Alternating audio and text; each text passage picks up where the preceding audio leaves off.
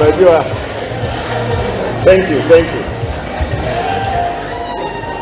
Pastor Kiage yuko hapa. Unajua tungekupea Pastor Kiage, the president of SDA. He wants to come to see me. Sio kama yuko hapa. Ningepea yeye watu ambao wanataka kwenda kubatizwa. Ni wangapi walevi hapa? Wale walevi wanataka kuacha pombe, tuwasaidie. Alafu chairman with your team, minister, hakikisha we understand the issues of the teachers from end to end, the stress they are going through, so that we can be able to be partners in this cause. Ama vipi? We will do that. Periodically, walimu, periodically, I'll be meeting with you at the sub-counties. We have to agree, because our generation, the Kisii community, we must prepare it for the future, because now what remains, we don't have land. The only land which is remaining ni gani? Ni akili, na nyinyi mtatusaidia. I'll do everything. I will ask our partners, let it not be a one-off thing. Tafadhali, tutafute pesa kidogo, tuhakikisha hawa wanafunzi wamepeana the best to our children. Ama vipi? Siasa kando, tuachane mambo ya siasa, lakini tuhakikishe kwamba jamii in another 10-20 years to come will have the best brains as it was in this county. Kwa hivyo nataka niwaulize kiroho safi, walimu.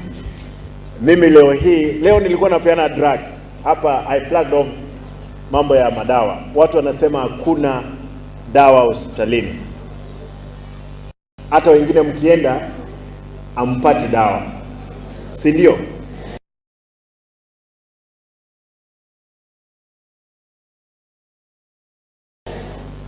Lakini leo nimehakikisha kwamba kuna dawa all facilities.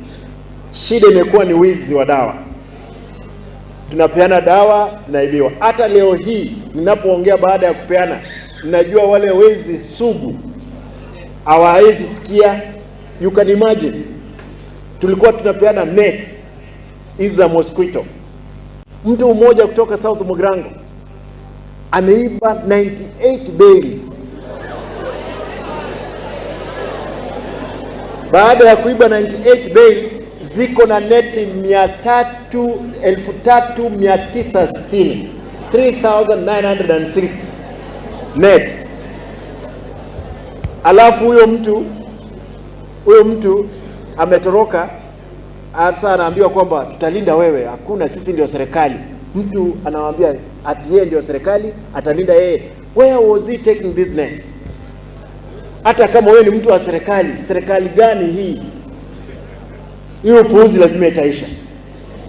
Hiyo ni South Mugrango. Kule Nyaribari Masaba, mtu mwingine akaiba 82 bales za nets, 3,000 around 400 nets. Save hizi za Nyaribari Masaba zimekamatwa, ziko Nyangusu police station. Hii ya South Mugrango is on the run, eti kwa sababu anajuana na mwanasiasa. Tafadhali, what do you want us to do if we can't help the society? Walimu, nyinyi ndio taa. Mimi nimehakisha taa zenu sasa. Nataka muhakikishe kwamba tumesaidia jamii yetu. That's my humble request. For the MCAs, na washukuru kwa sababu ya fedha mlinipea katika budget. Katika budget ambao sasa hawa walimu wataanza kulipwa mshahara yao. Kwa hivyo nashukuru sana, asanteni. Mheshimiwa Paulo Kombo, mahali tulipiwa risasi kule South Mugrango, amefika. Mheshimiwa Paulo Kombo wa Voikanga Ward.